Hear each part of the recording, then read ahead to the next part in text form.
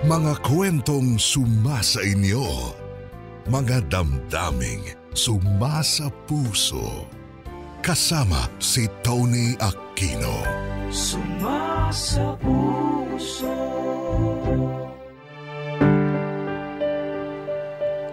Tony, ako si Kyla, 33 taong gulang at nakatira dito sa Tondo, Maynila.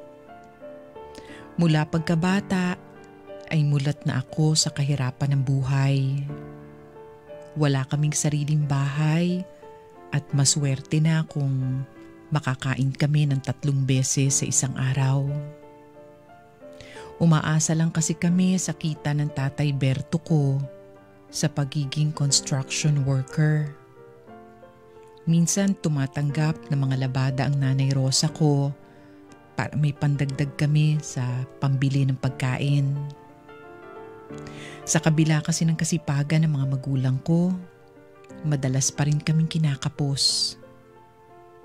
17 taong gulang na ako noon nang nasundan pa ako ng isang kapatid na si Catherine. Yun nga lang, hindi namin akalain na 1 taon matapos ipanganak si Catherine ay sumakabilang buhay naman si tatay. Inatake sa puso ang tatay ko habang nagtatrabaho sa construction. Tony, sa pagkawala ni tatay ay hindi namin alam kung paano na kami mabubuhay.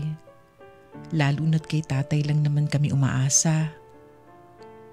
Hindi namin alam kung saan kami kukuha ng panggastos, pambayad sa renta sa bahay, dahil hindi rin sapat ang kinikita ni nanay sa paglalabada.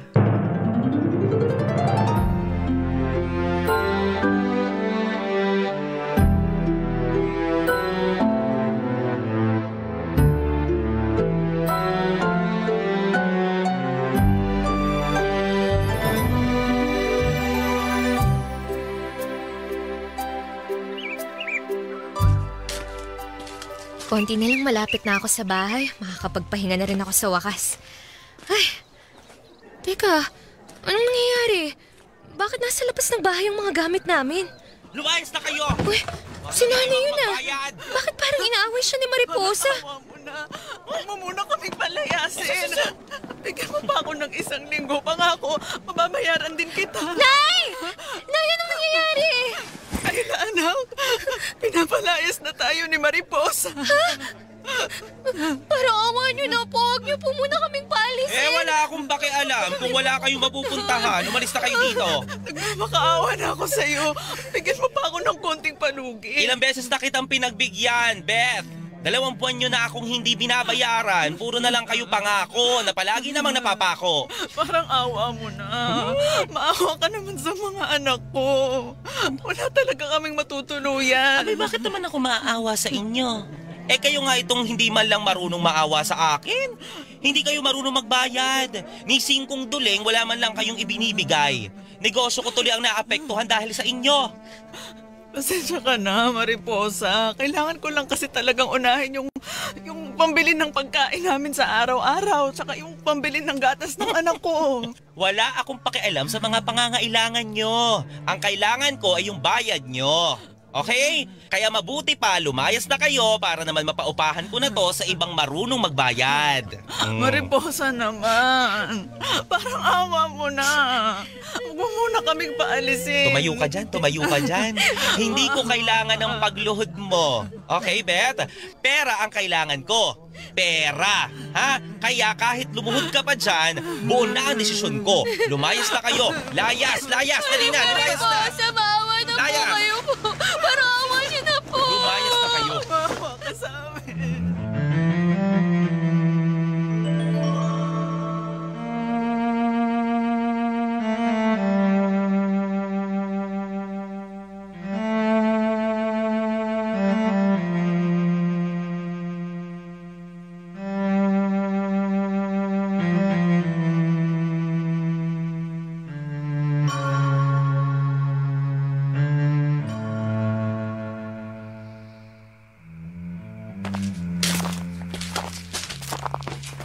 Nay, kanina pa po tayo naglalakad. Saan po ba tayo pupunta? Hindi ko alam, anak. Bahala na kung saan tayo dalhin ng mga paa natin. Nay, sakit na po yung mga paa ko. Pwede po ba tayong magpahinga? O sige, maupo na lang muna tayo dun sa may waiting shed. Sige po, Nay. Nay, saan po ba talaga tayo pupunta? Hindi ko talaga alam, anak. Wala naman tayong ibang kamag-anak na pwedeng malapitan dito sa Maynila. Paano na po tayo niyan? Kumagabi na po. Saan po tayo matutulog? Baka dito na lang sa kalsada, anak. Kalsada? Oo. Wala naman tayong ibang pwedeng puntahan. Siguro maglatag na lang tayo ng karton para meron tayong mahigaan. Gustuhin ko mang humanap ng bahay na pwede nating upahan. Wala naman akong hawak na pera. Bakit ba naman kasi napakawalang awa ni Mariposa eh? Saan naman lang pinagbigyan niya pa tayo ng ilang araw para makahanap ng pambayad? Oo nga eh. Kaso wala na rin tayong magagawa. Wala rin naman akong kilala na pwede kong mahiraman. Yung kinikita ko sa paglalabada, hindi rin naabot para makabayad tayo sa kanya. Pasensya na, anak, ha? Wala talaga akong magawa.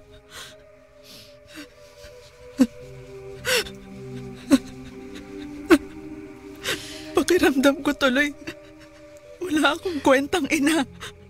Kundi lang tayo siguro iniwan ng tatay mo ng maaga. Baka hindi nangyari lahat ng to. Sana wala tayo ngayon dito sa kalsada. Masaya sana tayong magkakasama. Sabay-sabay na nanonood ng TV at kumakain. Nagtatawanan habang nagkukwentuhan. Pero wala eh. Eto tayo, dumaranas ng matinding paghihirap.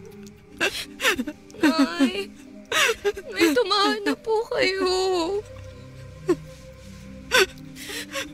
Ang bigat-bigat lang sa loob ko, anak. Hindi ko lubos akalain na aabot tayo sa puntong wala tayong matuluyan. Naawa ako sa inyo ng kapatid mo. Hindi ko tuloy alam kung ano nang gagawin ko. Nay, na, malalampasan din po natin to. Paano? Ang hirap. Lalo na ngayon, 100 piso na lang ang laman ng wallet ko. Paano to kakasa sa pagkain natin? Paano na lang yung pambili ng gatas ng kapatid mo sa susunod na araw? Huwag po kayong mag-alala, Nay. May awa po ang Diyos. Sana nga, anak. Sana nga maawa sa atin ang Diyos. Hindi ko tuloy maintindihan kung may galit ba siya sa akin para parusahan tayo ng ganito. Una, mahirap na nga ang buhay natin. Kinuha pa niya ang tatay mo. Tapos ngayon, wala na tayong matutuluyan. Kung may galit man sa akin ng Diyos, sana ako na lang ang pahirapan niya. Huwag na kayong mga anak ko. Ay, huwag niyo pong isipin yan. Wala naman po sigurong dapat ikagalit sa inyo ang Diyos dahil mabuti kayong tao. Siguro, sinusubok lang po niya yung pananampalataya natin sa Kanya. Kaya huwag po tayong mawalan ng pag-asa. Nakakaya rin po natin tong malaking problema sa buhay natin. Ay. Salamat, anak. Pasensya ka na, ha? Hindi ko dapat pinapakita sa'yo na nanghihina ako sa ganitong sitwasyon. Mabuti na lang nariyan ka sa tabi ko para palakasin ang loob ko. Wala po yun, Day. Ang importante, sama-sama po tayong pamilya na hinaharap ang lahat ng problema. Tama, anak. Malalagpasan din natin to basta't kasama ko kayong mga anak ko. Opo, Nay. Naku, gising na tuloy itong kapatid mong si Kat. Baka po nagugutom na siya. Mabuti pa, anak. Bantayin mo muna tong kapatid mo. Hahanap lang ako ng mahihinga ng tubig para makapagtimpla ng gatas niya. Sige po, Nay.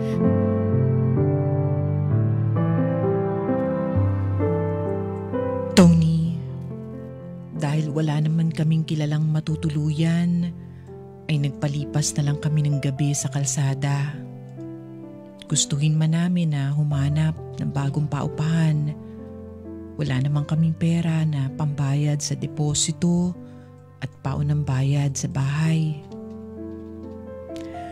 Mula noon ay huminto na ako sa pag-aaral ko at tumulong na lang ako kay nanay sa pangangalakal at panghihingi ng limos sa mga taong dumadaan sa kalsada para may ipambili kami ng pagkain sa araw-araw. Tony, napakahirap ng naging sitwasyon namin, lalo na para sa kapatid kong sanggol na si Catherine. Hindi kasi siya makatulog ng maayos sa kalsada sa ingay ng mga dumadaan na sasakyan. Dagdag pa riyan ang pabago-bagong klima ng panahon. Mabuti na lang may isang katulad namin na nangangalakal din ang nagturo sa amin ng pwedeng tuluyan na barong-barong na bahay. Mula noon ay nagkaroon na kami ng masisilungan.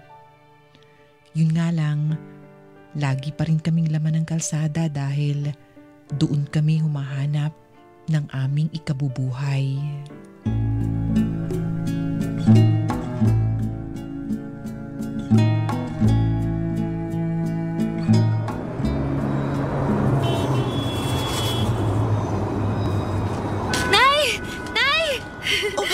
Nay, may maganda po akong balita sa inyo. Ano yun, anak?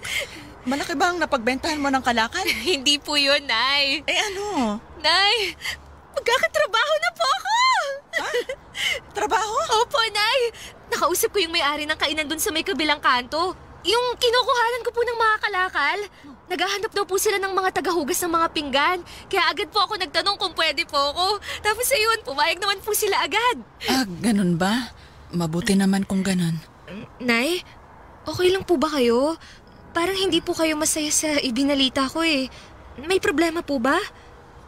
Anak? Bakit po, Nay? Ano pong nangyari?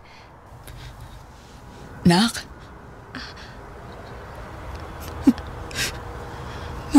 Nay? Magpaalam ka na sa kapatid mo. Ha? Magpaalam? Bakit po? Anak, alam kong ramdam mo naman kung gaano kahirap ang buhay natin lalo na para sa kapatid mo. Hindi ko na kayo napapakain ng tama. Madalas, tubig at asin ang pinagsasaluhan natin. Samantalang ang kapatid mo laging amang iniinom kaysa gatas. Anak, naaawa na ako sa kapatid mo. Ang payat na niya. Natatakot ako na dumating ang araw na malagay sa panganib ang kalusugan niya. Kapag nagkataon, wala tayong pagkukunan ng pera para ipagamot siya. At ayokong umabot tayo sa puntong yun, anak. Kaya ano po? Kaya nagdesisyon ako. Ipaampon na lang si Catherine. Ano? Ipapaampon niyo po yung kapatid ko? Nay naman, paano niyo po naisip yun? Ilalayo niyo sa atin si Catherine? Yung kapatid ko, yung anak niyo, kaya po ng konsensya niyo yun? Wala na kasi akong maisip na yung paraan. Naawa na ako sa kapatid mo, hindi ko siya mapakain ng maayos. Araw-araw hindi ko alam kung saan ko hahagilapin ang pambili niya ng gatas. Hindi rin siya makatulog ng maayos sa barong-barong nating tirahan dahil maingay yung mga sasakyan at malamok. Ang bigat lang sa loob ko na sa murang edad niya, dinadanas niya yung ganitong hirap ng buhay. Gusto ko siyang mamuhay ng maayos. Pero Nay, magkakatrabaho naman na po ko eh. Pagtulungan na lang po natin. Kung kinakailangan na hanggang gabi, mangalakal din ako gagawin ko. Huwag lang po kami magkalayo ng kapatid ko. Anak, kahit na magtulong tayo sa paghahanap buhay, sa estado ng buhay natin, hindi sasapat yun para mabigyan natin ng magandang buhay yung kapatid mo. Ay, sige na po. Huwag niyo na pong ipaampun si Catherine. Mahirap sa akin ang desisyon na to, anak. Pero mas magandang buhay ang may bibigay sa kanya ng mga taong kukup-kup sa kanya. Bukod sa makakatira siya sa maayos na tahanan, mapag-aaral pa siya. Eh ako, hindi ko yun kayang ibigay sa kanya. Kung ikaw nga lang, hindi ko na napag-aral pa eh. Paano pa kaya yung kapatid mo? Ayoko maging miserable pa yung buhay niya. Nay, parang awa mo na, wag po. Wag po, Nay. Pasensya na, anak. Pero hindi na magbabago pa ang desisyon ko. Alam kong mahirap para sa iyo to, pero mas mahirap sa akin to bilang ina. Kaya lang, wala talaga akong magagawa kundi ipaubaya siya sa iba. Lalo na't araw-araw kong nakikita ang kapatid mo na nahihirapan dito sa kalsada. Kaya kung talagang mahal mo ang kapatid mo, piliin natin kung saan siya mas hindi mahihirapan. Ay naman, wala na po bang ibang paraan? Anak, wala na akong ibang nakikitang paraan kundi ito lang. Kaya sana maunawaan mo ko. Sigurado ba kayo na magiging maganda ang buhay ni Kat sa poder ng mga taong aampun sa kanya? Oo, anak. Oo. Nakausap ko na sila. Saan niyo naman po sila nakilala? Baka mamaya sindikato sila. Hindi, anak. Hindi. Kakilala sila ng kamag-anak natin sa probinsya. Parehong profesional lang mag-aampon sa kanya, kaya nakakasigurado ako na kaya nilang bigyan ng maayos na buhay ang kapatid mo. Pero Nay... Kayla, mahal mo ang kapatid mo, di ba? Opo. At mahal na mahal ko rin siya. Kaya ako gagawin to dahil sa pagmamahal ko sa kanya. Mahal ko siya kaya ayoko na siyang mahirapan pa at gusto kong magkaroon siya ng magandang kinabukasan. Kaya kung mahal mo ang kapatid mo, ipaubayan na natin siya sa iba. Nay! Anak! Patawarin mo ako kung kailangan nating humantong sa ganito. Catherine! Kapatid ko! Kat, mahal na mahal kita! Mahal na mahal ka ni ate!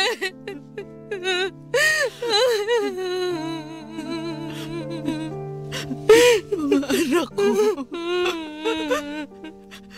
tawarin ninyo ang nanay. Hindi ko talaga gusto na magkalayo kayo. Catherine, anak, patawad. Patawad.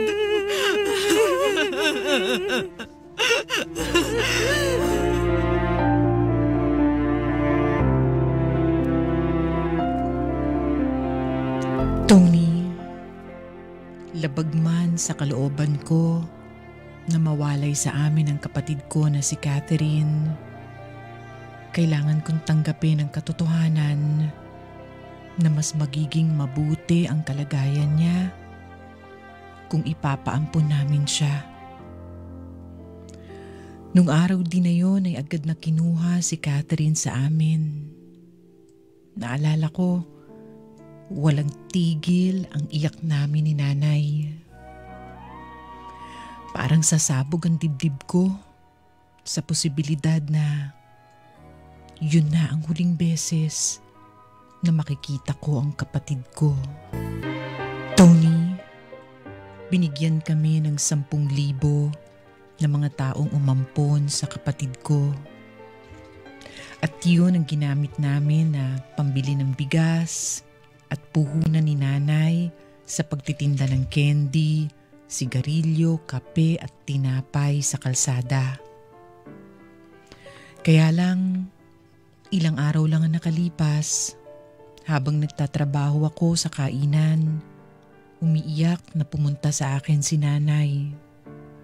Doon ay ibinalita niya sa akin na na-hold up siya habang nagtitinda sa kalsada.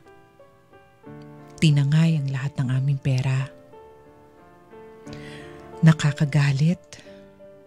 Kami nahirap na hirap pero lumalaban ng pata sa buhay ang ginagawan pa ng masama.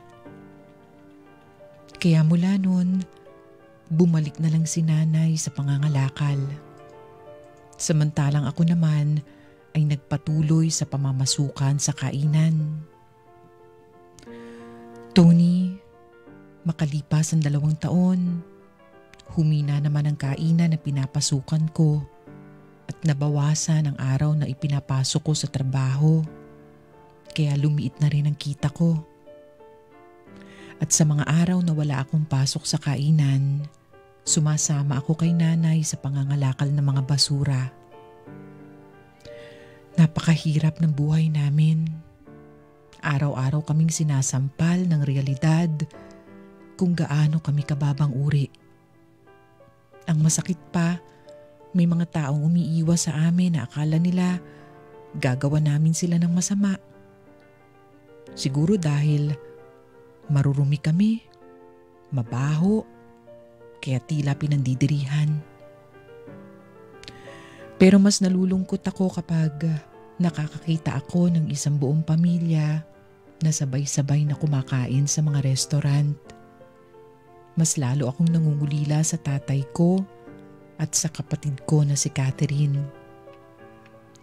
Kaya ipinangako ko sa sarili ko na mas magsusumikap ako sa buhay para dumating ang araw na makasama naming muli ang kapatid ko.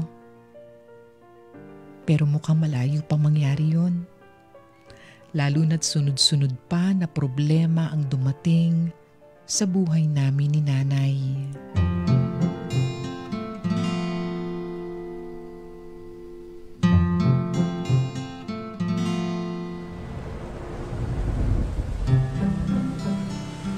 Nay, sorry ngayon lang po ako. Ang lakas po kasi ng ulan kaya nahirapan din po akong ibenta yung mga napulot kong kalakal.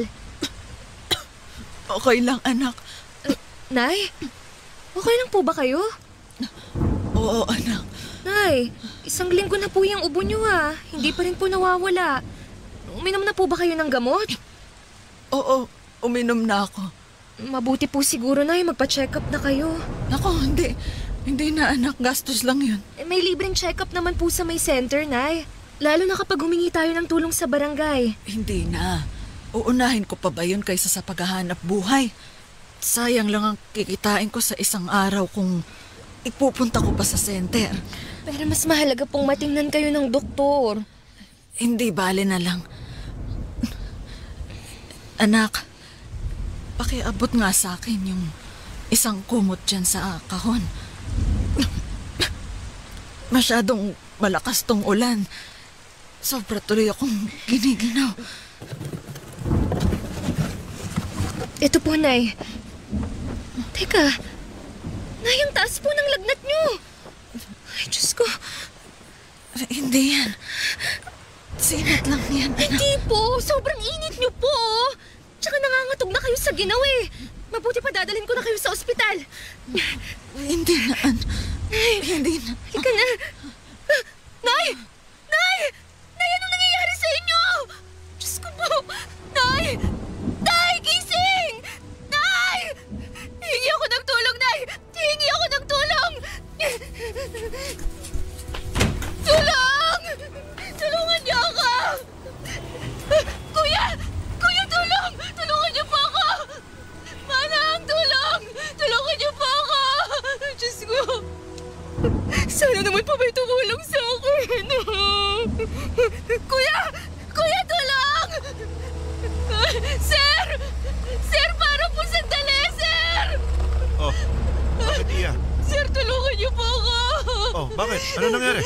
Sir, pasensya na kailangan ko po ng tulong niyo. Teka, ano bang may tutulong ko? Sir, tulungan niyo po ako. Yung nanay ko po kailangang dalhin sa ospital. Sige. Dadaling ko kayo sa ospital. Talaga po? Teka, Sir, salamat. nasa ba yung nanay mo? Nandun po sa bahay. Oh, sige, tara. Dalhin na natin sa ospital.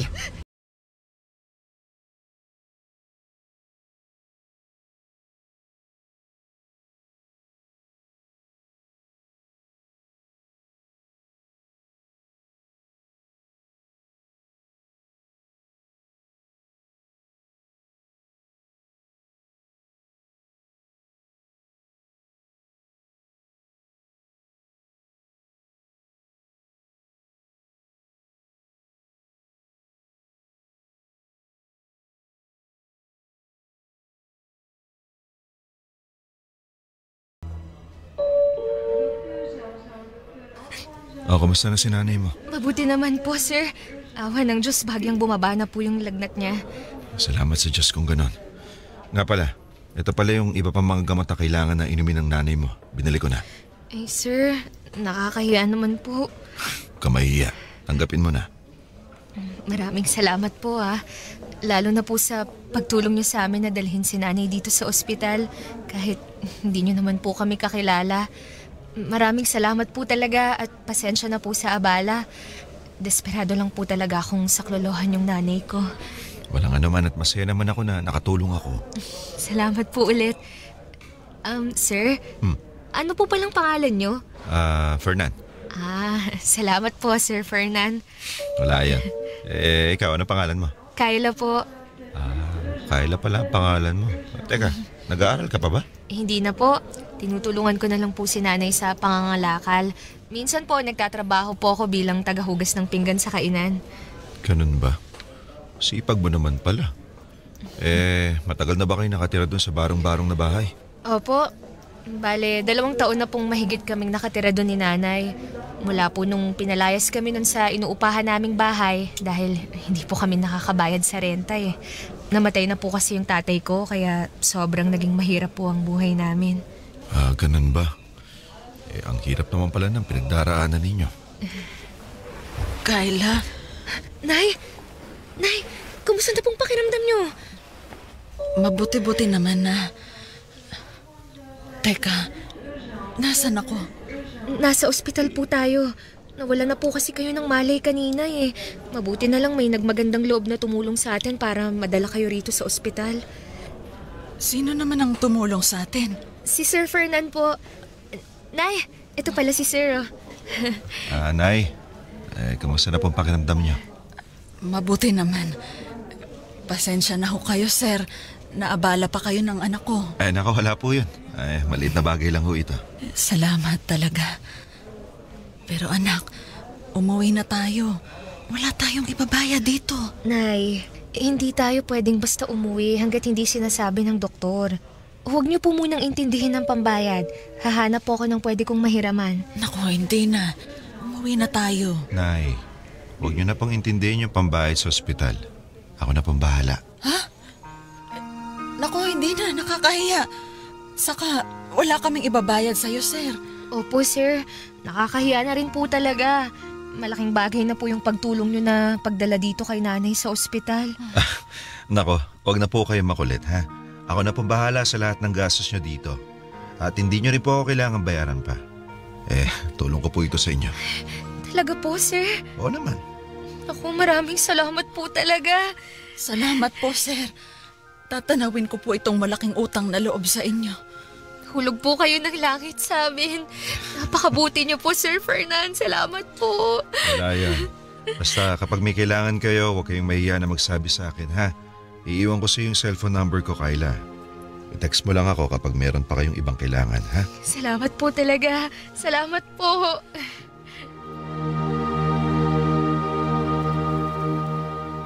Tony, makalipas ang 2 araw, ay nakalabas din kami ni nanay sa ospital at sinagot nga lahat ni Sir Fernan ang gastos, maging ang mga gamot na kailangan pang inumin ni nanay. Kaya labis ang pasasalamat namin ni nanay kay Sir Fernan. Isa siyang negosyante, may asawa at mga anak. Galing din daw siya sa hirap kaya malapit sa puso niya ang katulad namin na kapuspalad. Pagkalabas ng ospital, nagulat na lang ako nang alokin ako ni Sir Fernan ng trabaho bilang kasambahay. Bukod sa buwan ng sweldo, pag-aaralin din daw niya ako sa kolehiyo. Bagay na agad ko namang sinang-ayunan. Bihira lang kasi ang ganitong klase ng oportunidad, kaya ayoko na rin palampasin pa. Mula noon, kina Sir Fernan na ako tumira para manilbihan. Si nanay naman ay naiwan sa barong-barong naming bahay.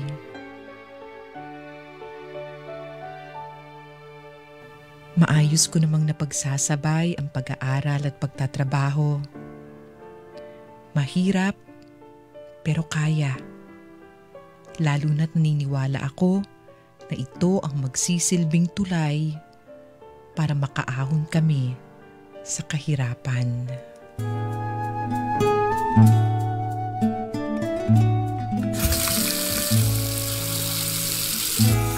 Sa wakas, konti na lang malapit na rin ako makatapos sa paglalaba. Kayla? Sir Fernan, may kailangan pa po ba kayo? Wala naman na. Bago lang kasi ako umalis, gusto ko lang muna iabot sa ito. Ano po yun, sir? Ito. Idagdag mo sa baon mo, ha? Pambili mo ng ibang pangkailangan. Sir, hindi na po kailangan. Sobra-sobra na po yung mga tulong na ibinibigay nyo sa akin. Kaya, sorry po, hindi ko na po matatanggap yung pera na ibinibigay nyo. Nako, ikaw talaga. Tanggapin mo na. Isipin mo na lang, pasasalamat ko yan sa maayos mo na serbisyo dito sa bahay. Sige ka, kapag hindi mo yan tinanggap, magtatampo ako. Sige na nga po, sir. Tatanggapin ko na po to. Salamat po, ha. Wala nga naman. O siya, ako aalis na, ha? Bahala na kayo ni Ma'am Agnes mo sa bahay, ha? Sige po. Ingat po kayo, sir. Salamat. Tamang-tama. May dadagdag ko to sa maipapadala ko kay nanay. Mabuti na lang talaga. Napakabait ni sir. Hoy, Kayla. Yes po, ma'am. Binigyan ka na naman ba ng pera ng asawa ko? Opo. Alam mo, hindi ko maintindihan kung anong pinakain mo sa asawa ko at bakit napakabait sa'yo. Ang galing mo talagang sumipsip, ano? Ha? Hindi po. Hindi po ako sumisip-sip kay sir. Ginagawa ko lang po ang trabaho ko, ma'am. Maniwala ako sa'yo. Akin na yung perang binigay niya sa'yo. Ha? Ito po ba? Oo, akin na. Huwag na huwag mong sasabihin sa Sir Fernan mo na kinuha ko sa'yo ang pera, ha? Malilintikan ka sa'kin. Opo. Madali ka naman palang kausap, eh. Pagkatapos dyan, lampasuhin mo yung buong sala at hugasan mo na rin yung mga pinggan. Gusto ko pagdating ko sa bahay okay na lahat, ha? Opo. Bilisan mo. Ayoko ng pabagal-bagal. Opo.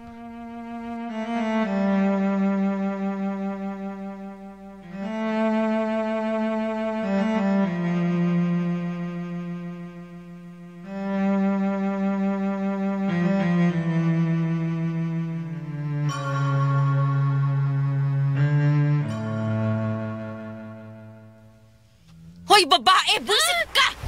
Gumising ka nga dyan! Aray ko po! Bakit niyo po ba ako sinasaktan? Bakit? At nagtaka ka pa, ha? Yung mga sampay pinabayaan mong mabasa sa ulan! Pasensya na po, nakatulog po ako sa sobrang pagod.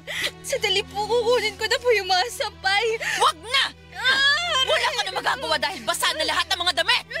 Napakatanga mo talagang babae ka! Napaka-responsable mo!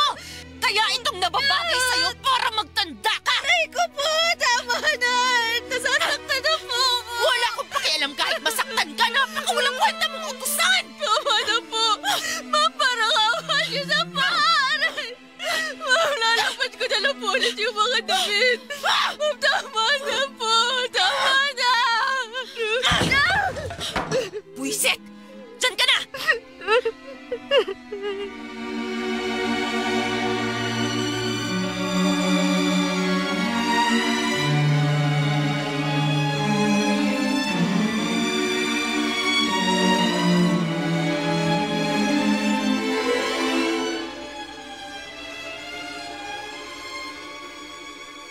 Aray ko.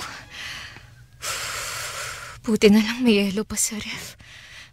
Ang sakit ng ulo ko. Ay, nagkabukol pa yata itong ulo ko dahil sa pagbubuno namin. Ay, ang hapdi. Nasugatan pa yata itong anit ko. Diyos ko, nagkaroon din pala ako ng pasa at galos sa braso. Puwisit talaga yung babaeng yun. Pakasama niya. Hindi ko lang talaga kailangang makapagtapos ng pag-aaral ko. Hindi ako magtitiis sa impyernong bahay na to. Hala, si nanay tumatawag. Hello po, Nay. Hello, anak. Napatawag po kayo. Wala lang, anak. Gusto lang kitang kumustahin. Bigla ko kasing naalala na sa makalawa na ang birthday mo. Oo nga po pala. Kumusta? Okay ka lang ba dyan? Okay lang po ako. Anak, bakit ka umiiyak? Anong nangyari? Wala po, Nay. Bakit ka umiiyak, anak? Namimiss ko lang po kayo. Ako rin, anak. Namimiss na rin kita. Iyon ba talaga ang dahilan kung bakit ka umiiyak? Opo, Nay. Namimiss ko lang po talaga yung boses niyo. Lalo na yung yakap niyo. Ganon din ako. Gusto mo ba dalawin kita dyan?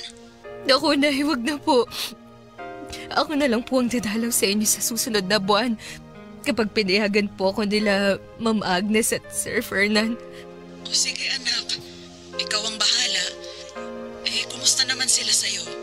Mababait naman ba sila? Opo, mababait naman po silang mag-asawa. Lalo na po si Sir Fernan. Mabuti naman kung ganon. Pasensya ka na, anak, ha? Kinailangan mo pang mangamuhan para lang makapag-aral ka. Wala po yun, Nay. Gusto ko rin naman po talagang makapagtapos ng pag-aaral para nabigyan ko kayo ng magandang buhay. Salamat, anak, ha? Konting tiis na lang, Nay. Makakapagtapos din ako. At kapag nakapagtapos na po ako, hahanap ako agad ng magandang trabaho para makalipat na rin po kayo sa maayos na lugar. Hindi na po kayo mag-aalala kung masisira ba ng ulan ng barong-barong dati na bahay. Naku, sana nga, anak. Ipagkaloob agad sa atin ng Diyos ang magandang buhay. Basta, anak, huwag mo rin pababayaan ang sarili mo, ha? Magpapahinga ka rin. Opo, Nay. Kayo po, hindi naman po ba kayo nagkakasakit? Baka naman po mamaya sinasagad niyo mong sarili niyo sa pangangalakal. Paano pa kayo sa kalsada? Naku, hindi, anak. Tsaka huwag mo akong masyadong intindihin. Kaya ko ang sarili ko. Kayo naman po kasi. Sabi ko naman po sa inyo, wag na kayong mangalakal. Pinadadalhan ko naman po kayo ng kaunting pera buwan-buwan eh. Ayoko naman kasing iasa sa'yo ang lahat.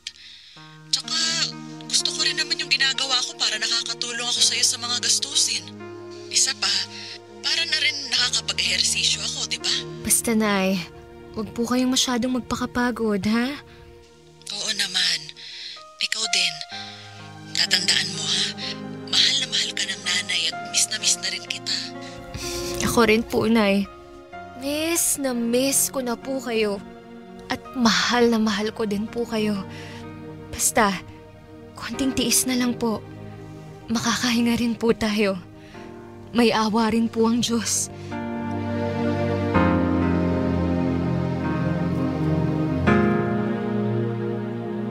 Tony, gustuhin ko mang isumbong kay nanay ang mga ginagawa sa aking pananakit at pang-aapi ng asawa ni Sir Fernan na si Ma'am Agnes. Pinili ko na lang na manahimik dahil ayokong mag-alala pa siya sa akin. Kaya ko naman tiisin ang ugali ni Ma'am Agnes, alang-alang sa mga pangarap ko. Ang totoo niyan, Tony, simula nang dumating ako sa bahay nila Sir Fernan, mainit na talaga ang dugo sa akin ni Ma'am Agnes. Kahit na wala naman akong ginagawang masama. Konting pagkakamali ko lang, lagi niya akong pinagsasalitaan ng masasama. Minsan sinasaktan pa. Wala ring kaalam-alam si Sir Fernan sa ginagawa sa akin ng asawa niya. Ayoko rin kasing magsumbong dahil baka pagmulan pa ito ng mas malaking gulo. Dahil kapag ginawa ko yun, baka mapaalis ako sa bahay at matigil ako sa pag-aaral ko. Yun ang ayokong mangyari. Sabi ko nga, kaya kong magtiis. Ito na lang kasi ang nakikita kong pag-asa. Kung gagawin ko ang lahat o kaya kong gawin ang lahat, mabago ko lang ang buhay namin ng nanay ko. Tony, sa paglipas ng mga taon, tila naman hid na rin ang katawan ko sa pananakit ni Ma'am Agnes. Nasanay na rin ang tenga ko sa mga masasamang salita na naririnig ko mula sa kanya. Kung dati umiiyak pa ako, dumating ako sa punto na wala nang epekto sa akin. Palagi ko na lang iniisip na sandali na lang, konting panahon na lang para sa pangarap ko. Hanggang sa dumating ang pinakahihintay kong panahon. Nakapagtapos na ako sa kolehiyo, sa kurso kong marketing at agad na nagkaroon ng mapapasukang trabaho. Kaya nagpa siya akong magpaalam sa puder nila Sir Fernan. Tinanggap naman ni Sir Fernan ang desisyon ko at taus-puso akong nagpasalamat sa kanya. Kundi dahil sa kanya hindi matutupad ang pangarap kong makapagtapos ng pag-aaral. Tony, mula nang magtrabaho ako ay umalis na kami ni nanay sa barong-barong na bahay at lumipat na kami sa isang maliit na kwarto na paupahan. Kitang-kita ko sa mukha ng nanay ko ang labis na kasiyahan. Kaya naman mas lalo pa akong nagpursigi sa buhay.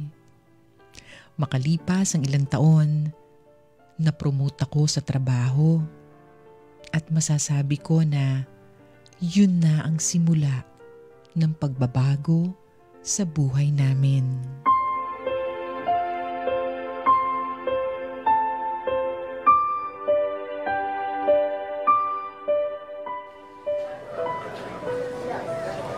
Nay, maupo na po kayo.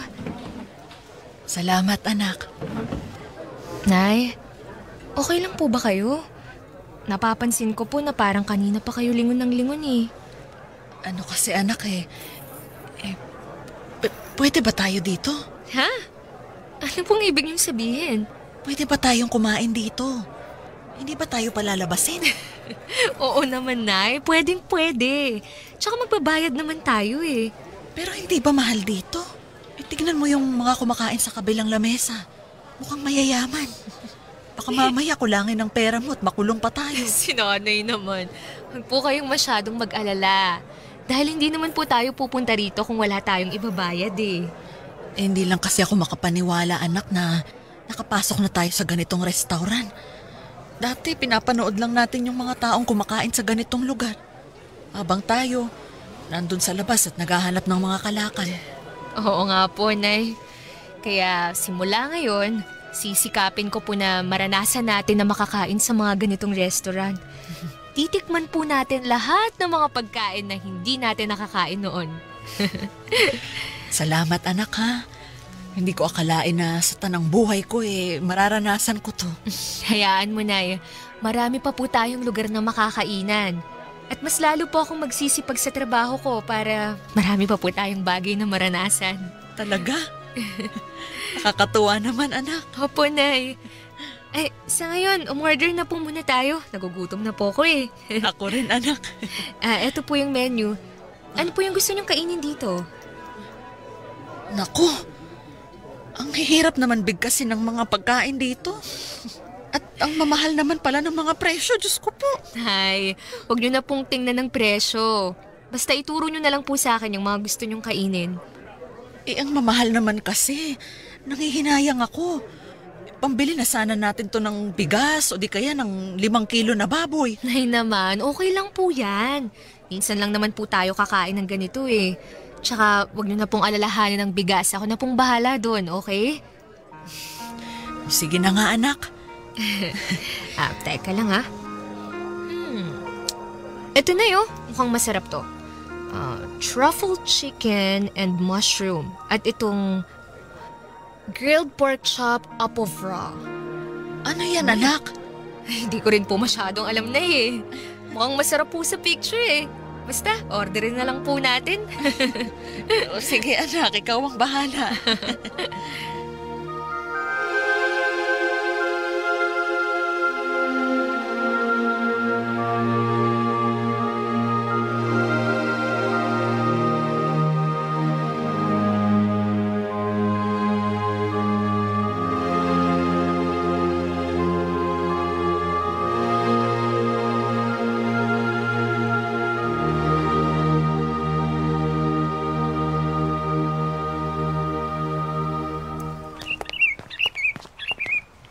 Nandito na po tayo, Nay.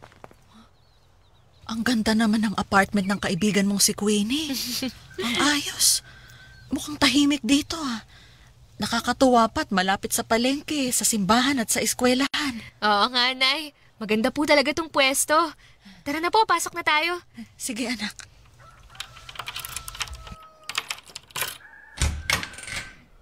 Wow, ang ganda. Upo po kayo, Nay. Ay, salamat. Teka, nasan ba si Queenie? Okay lang ba sa kanya na pumasok tayo dito sa apartment niya na wala siya? Okay lang po yun, Nay. Ang ganda ng sala niya kahit na maliit oh. Kumpleto naman sa gamit. May TV, electric fan, may lamesa, meron pang picture na... Picture natin. Anak, bakit nandito yung picture natin? Kasi po, Nay, mula ngayon, ito na po yung bahay natin. Ha? Anong ibig mong sabihin? Hindi po totoong kay Queenie itong apartment. Kinuha ko po to para sa atin. Diyos ko po, totoo ba yan, anak? Oo naman, Nay. Simula ngayon, dito na po tayo titira. Hindi na po tayo sa barong-barong na bahay matutulog. Hindi na rin po tayo mag-aalala tuwing may bagyo. Makakatulog na tayo ng komportable. At wala na rin tayong maririnig na ingay at awayan ng mga kapitbahay. Nay, ito na po ang magsisilbi nating bagong tahanan. Anak, hindi ko akalain na muli tayong titira sa konkretong bahay. Ilang taon din tayong tumira sa kalsada at sa barong-barong na bahay. Tapos sa maliit na kwarto. Oo nga po, Nay. Sadyang napakabuti po talaga ng Diyos sa atin dahil hindi niya tayo pinabayaan.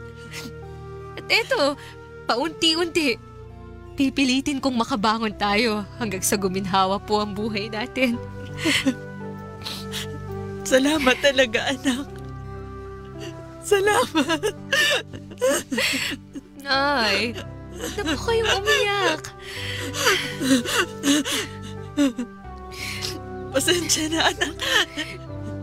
Hindi ko mapigilan. Sobrang saya kasi ng puso ko.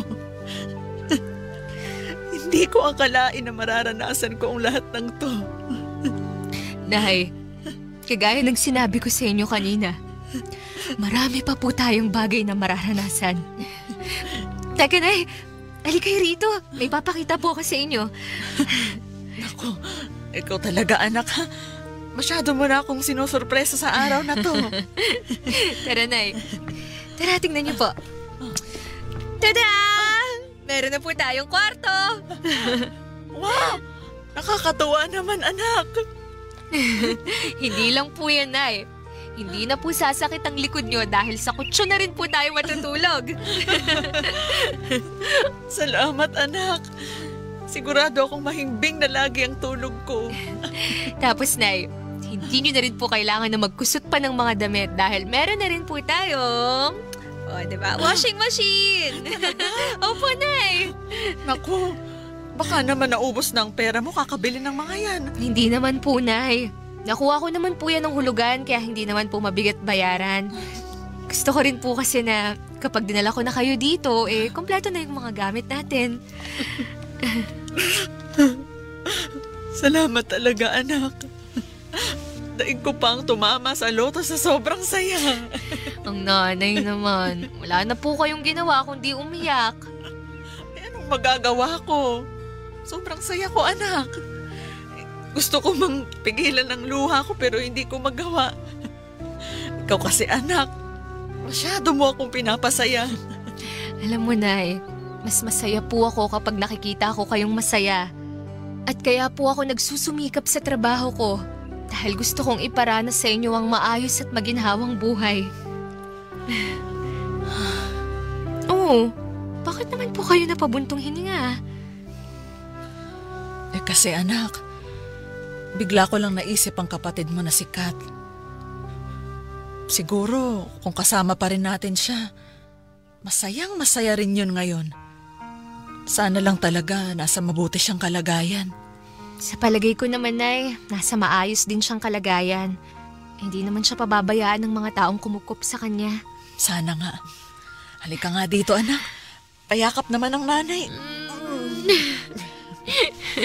Salamat, anak, ha. Maraming salamat sa lahat. Mahal na mahal kita. Wala pong anuman, Nay. At lagi niyo pong tatandaan na mahal ko rin po kayo. Tony, mula noon ay sinubukan kong hanapin ang kapatid ko na si Catherine. Nagtanong ako sa kamag-anak namin sa probinsya na may kakilala sa nag-ampon sa kanya. Hanggang sa nalaman ko ang address ng tirahan nila at agad kong pinuntahan. Pero matagal na raw walang nakatira sa bahay. Nalaman ko sa kapitbahay na sa Canada na pala nakatira ang kapatid ko kasama ang pamilyang kumupkup sa kanya. Pinagtiyagaan kong hanapin si Catherine sa social media. Kung kani-kanino ako nagtanong hanggang sa natuntun ko rin siya. Agad ako nagpadala ng mensahe sa kanya at nagpakilala.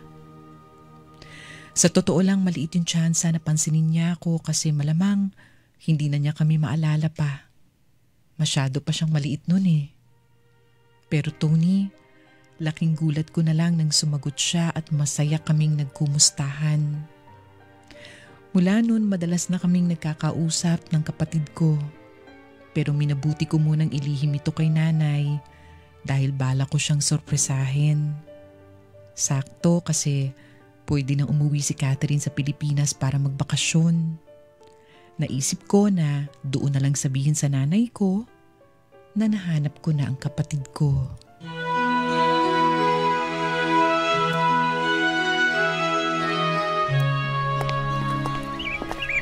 Ay, nandito na tayo. Ano, handa ka na ba? Oo, ate. Kaya mo yan. Nandito lang naman si ate. Salamat, ate. O siya, mauna na muna akong papasok ha. Babuelo lang ako kay nanay kung paano ko sasabihin sa kanya na nandito ka. Sige po, ate. Nay! Nandito na po ako! Oh, sakto pa lang dating mo at kakaluto ko lang ng hapunan. Gusto mo na bang kumain? Mamaya na po, Nay. Nay? Oh, bakit?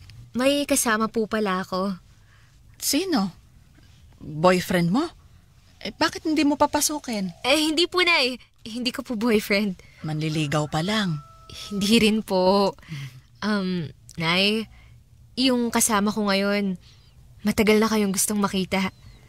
At alam ko na gustong-gusto nyo na rin siyang makasama noon pa. Teka nga. Sino ba yung tinutukoy mo?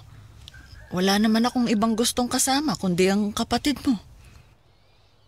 Nay. Huwag mong sabihin kasama mo. Opo. Kath, halika na dito. Nay? Catherine, ikaw na ba yan? Opo, Nay. Catherine?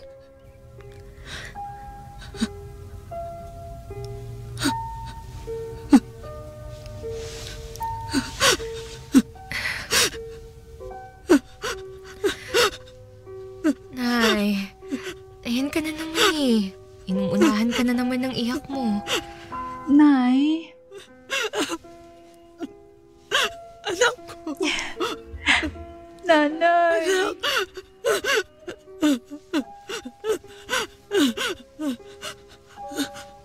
Anak ko. Kath, ikaw ba talaga yan, anak? Opo, Nay. Diyos ko po. Salamat sa Diyos. Nakita na rin kita sa wakas. Kung alam mo lang, araw-araw akong nagdarasal sa Diyos na sana dumating ang araw na makasama rin kita. Ni minsan, anak, hindi ka nawaglit sa isip ko.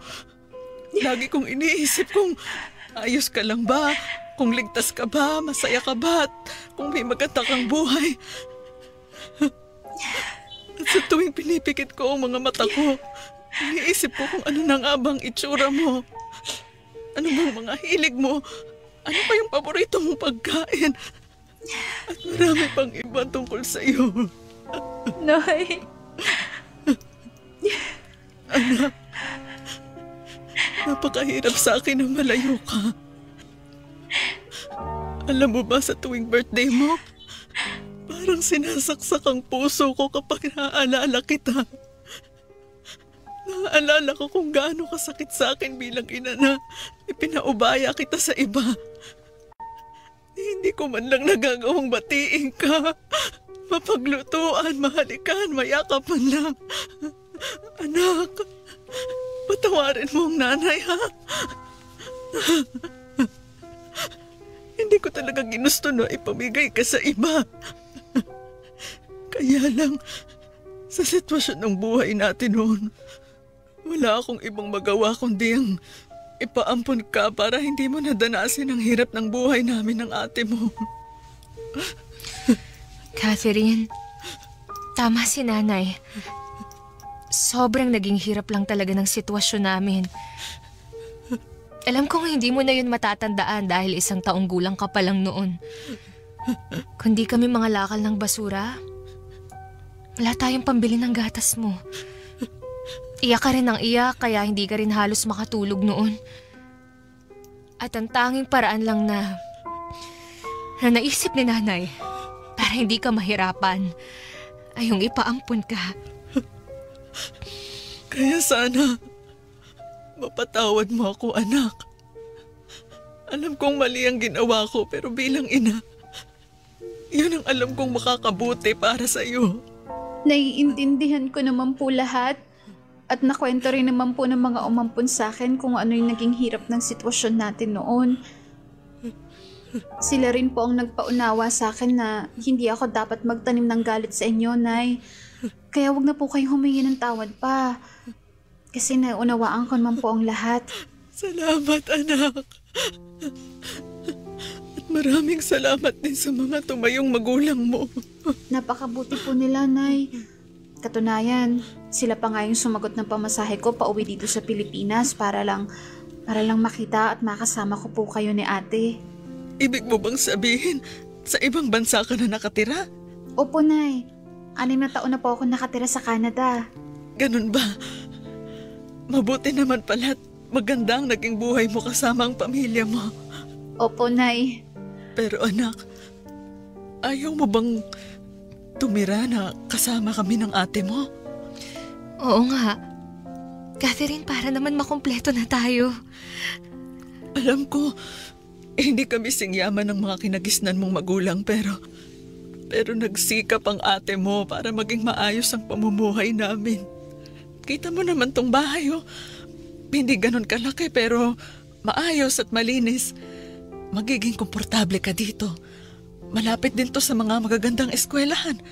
Malapit din sa mga pasyalan at sa mga malalaking mall. Masaya dito, anak. Nay, ate, huwag po sana kayong magagalit, ha. Mahal ko po kayo at mahal ko rin po yung pamilyang kumupkup sa akin. Pero hindi ko po sila kayang iwan basta-basta eh. Lalo na po ang Mama Esther ko at Papa Roland ko na siyang tumayong mga magulang ko at nagpalaki at nagpaaral sa akin. Malaking parte na rin po ng buhay ko ang utang ko sa kanila. Kaya sana po maintindihan niyo ko. Pero nak, ayaw mo ba kaming makasama? Gustong-gusto kong bumawi sa'yo ngayon. Gusto kong gawin ang lahat ng mga bagay na hindi ko nagawa sa'yo noon. Nay, hayaan na natin si Catherine. Hindi rin talaga tamang iwan niya basta-basta yung mga taong nagpalaki sa kanya. Ang mahalaga naman nagkasama-sama tayo ngayon. Tsaka, Nay, pwede ko rin po kayong dalawin dito kapag nagbakasyon ulit ako sa Pilipinas. Katulad po ngayon, pwede ko po kayong makasama sa loob ng 1 buwan. Talaga, anak? Opo. Ay, salamat naman kung gano'n. Kahit papano, mahaba-haba pa ang oras natin na magkakasama. Kaya mula ngayong araw, dapat nating sulitin ang bawat oras na magkakasama tayo. Oo, ate. Payakap nga ako sa inyong mga anak ko. Napakasaya ng puso ko na magkakasama tayo ngayon. Wala na akong mahihiling pa sa Diyos, kundi ang taus-pusong pasasalamat At sana'y papagali niya ang oras para mas magkasama pa tayo ng matagal. Tony, sinulit namin ni Nanay ang mga araw na kasama namin ang kapatid ko na si Catherine. Ginawa namin ang mga bagay na hindi namin nagawa noon, katulad ng sabay-sabay na pagkain, pamamasyal, pagtulog na magkakatabi at marami pang iba. Hindi rin namin kinalimutan ang pagsisimba bilang pasasalamat sa Diyos dahil sa pagbubuklod niyang muli sa aming pamilya. Hindi man namin araw-araw kapiling si Catherine dahil sa Canada ito nakatira. Malaking biyaya na yung minsan sa isang taon ay umuuwi siya para makasama namin. Tony, sa ngayon, meron na rin kaming sariling bahay ni Nanay at may munting negosyong bigasan na siyang pinagkakaabalahan ng nanay ko. Nakakatuwa lang ang mga nangyayari sa buhay namin ngayon. Patunay na hindi habang buhay ay puro hirap. Kapag merong sipag, tiyaga at pananampalataya, hindi imposible ang pag-asa at liwanag. Salamat sa pakikinig sa aking kwento. Sumasa puso, Kyla. Sumasa puso sa Super Radio DZBB. Kasama si Tony Aquino. Sumasa puso.